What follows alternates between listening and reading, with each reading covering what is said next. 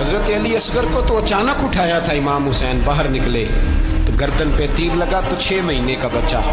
وہ بھی شہید ہوا، خون اچھالا آسمان کی طرف تو کہا مولا دیکھ لے، میں نے 6 مہینے والا بھی نہیں بچایا، وہ بھی دے دیا ہے۔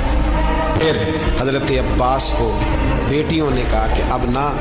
کچھ کہتے ہیں پہلے شہید ہوئے، کچھ نے لکھا بعد میں، کہ اب ہم سے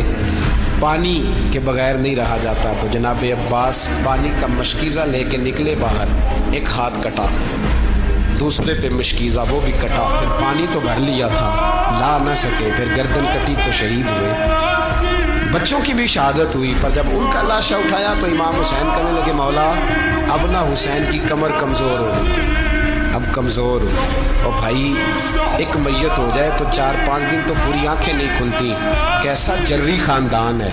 تھوڑی دیر گزری تو امام علی مقام نے پٹکا باندھا، سر پہ دستار باندھی، مولا علی کی تلوار پکڑی، نبی پاک کا امامہ باندھا اور گھوڑے پہ سوار ہوئے تو کہنے لگے زینب گھر تیرے حوالے اور میں اللہ کے حوالے، گھر تیرے حوالے اور میں، اور پھر امام حسین نکلے، امام علی مقام نکلے۔ راوی کہتے ہیں کہ یہ جلوہ پہلے بھی بڑے سونے تھے، پر آج جو رنگ دیکھا وہ کبھی نہیں دیکھا۔ کیا انداز تھا، جدھر جاتے نعرہ لگاتے تو حد ہو جاتی، اتنے لوگ امام حسین نے کاٹے، اتنے کاٹے، پھر واپس پلٹ کے آئے اور کہنے لگے زینب ذرا پردے کے پیچھے سے دیکھ تو صحیح میری بہن، ان بزدلوں کو جرت ہی نہیں ہو رہی حسین کے مقابلے میں آنے، ایک دوسرے کو دھکا دیتے، تو جا تو جا، پھر اکٹھے وار ہوئے۔ یہ کون ہے کٹا ہوا،